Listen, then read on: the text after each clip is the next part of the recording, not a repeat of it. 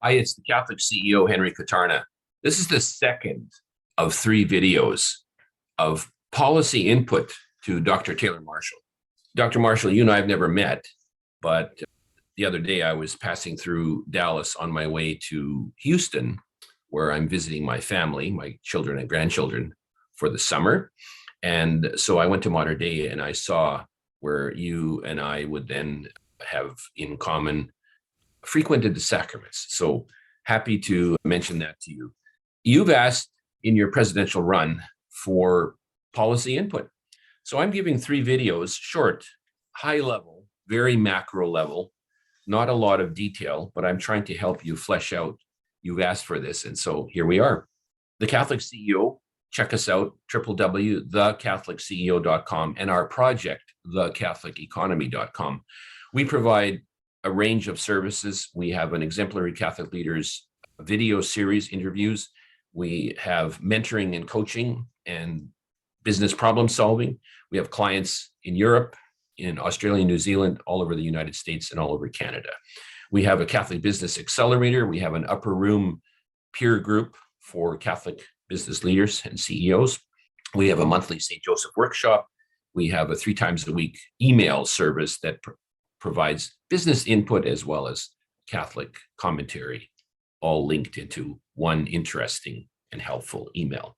The reason that I'm responding to you, the lens from which I'm going to look at your run for the presidency, many people will say, well, it's impossible. You can't do this. It'll be, the first time you cite a policy that has the slightest bit of controversy, you'll immediately be out of the race. So while that may be true, let's see it. It's probably true. But on the other hand, if we don't fight for what's Catholic, our political system, then we'll never accomplish it. And so it's not about political expediency, my comments today. It's really about what we should do. Our Lord said we can't count the cost, and maybe we shouldn't. Probably we shouldn't. The approach that I bring is that I am a faithful Catholic. I'm a father and a grandfather.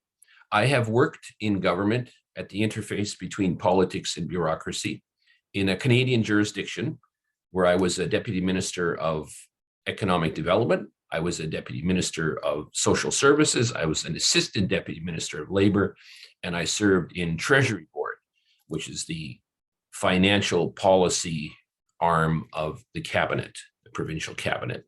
I'm an economist by training. I've worked with many not-for-profit boards. I'm a consultant to not-for-profit boards. I'm an investor. I'm a business analyst, and I'm a mentor to CEOs. And I have a lot of input that I've received from ordinary people, businesses, about how Catholics should work in the political field and the political sphere. Here are the principles. I'm going to repeat these from the first and the third videos. The principles with which I believe you should govern your policy platform would be, first of all, is it Catholic?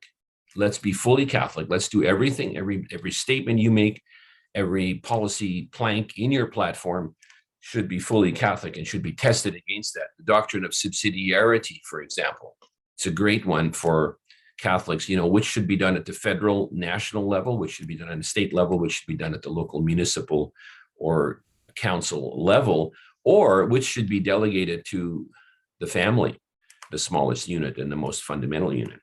Are your doctrines morally true and ethically right? Are they in accord with Catholic virtue?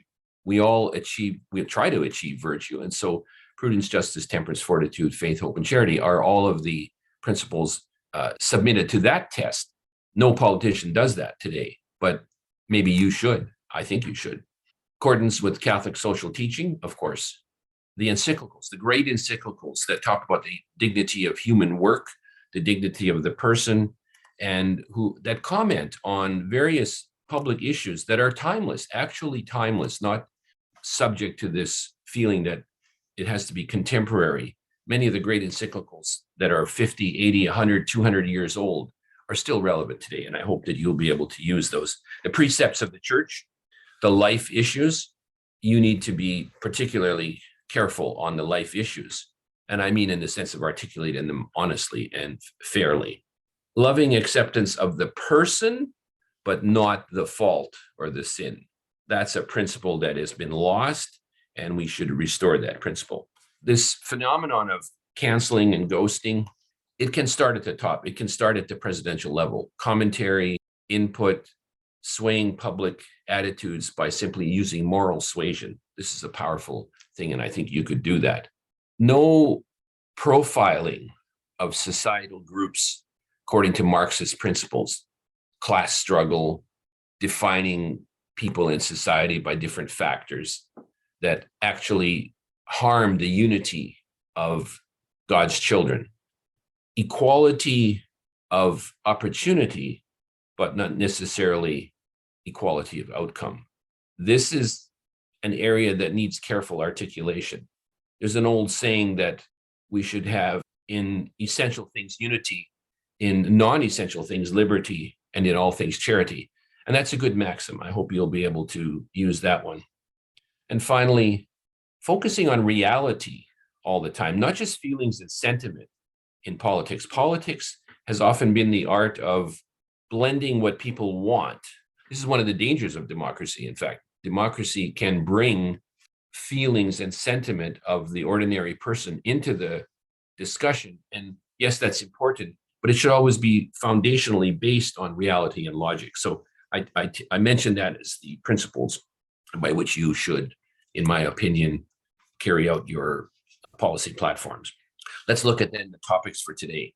Global and strategic Catholic policy in your platform. I'm going to cite one example first. The famous Mexico City policy. The role of the president is so important by executive order in creating a sentiment around the world in every jurisdiction, every country, the relationship that America has with every country.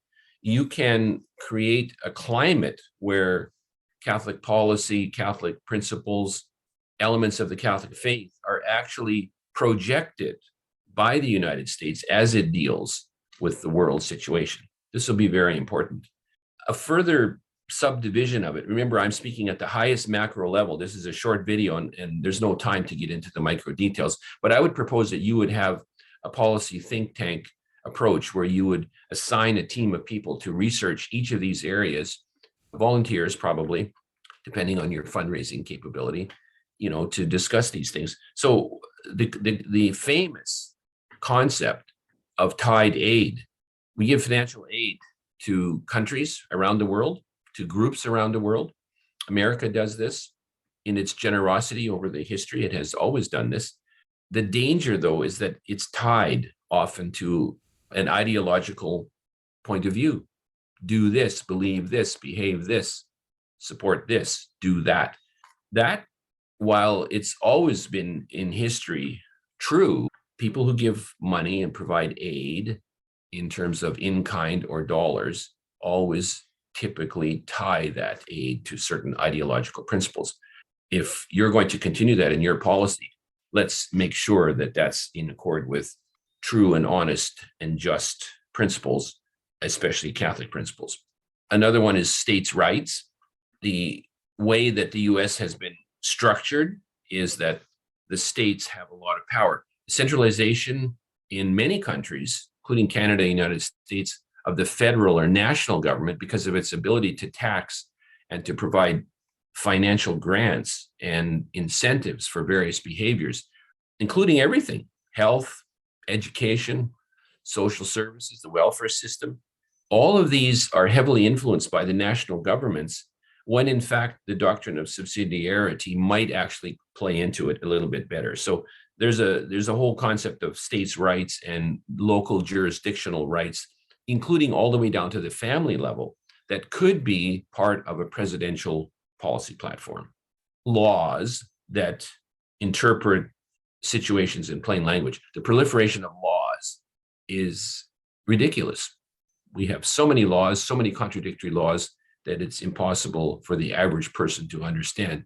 A complete platform of simplifying that and creating a greater sense of freedom without creating lawlessness. That balance has been pushed too far, and I think you could restore it. You could bring it back into the correct area. Free speech, delicate issue, yes, free speech, but still freedom of speech is one of the most important rights. Well, it's under attack now. You know very well what I'm talking about. Bringing manufacturing home. I'm straying a little bit into my economic policy video, but bringing manufacturing home to provide strength in the domestic economy it's a bit of a micro platform, but it's the concept of creating self-sufficiency within the nation.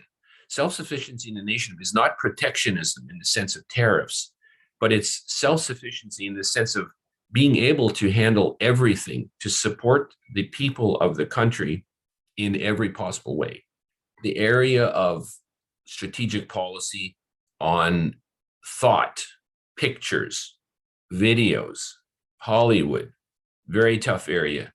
But at some point in the US, the Catholic Church had a predominant position in Hollywood for many years. As you know, there was a control even with the code, a moral code that prevented much evil from being proliferated into the households and so on. So a certain kind of communications policy, one might say, that talks about the influence of thought and images and video and audio and speech into the indoctrination system.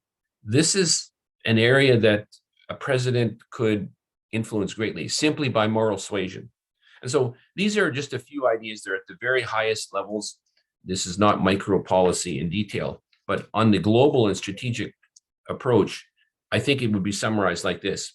A president could speak eloquently about what is right and true. Financial assistance to other countries and to industries could be tied in a more positive way.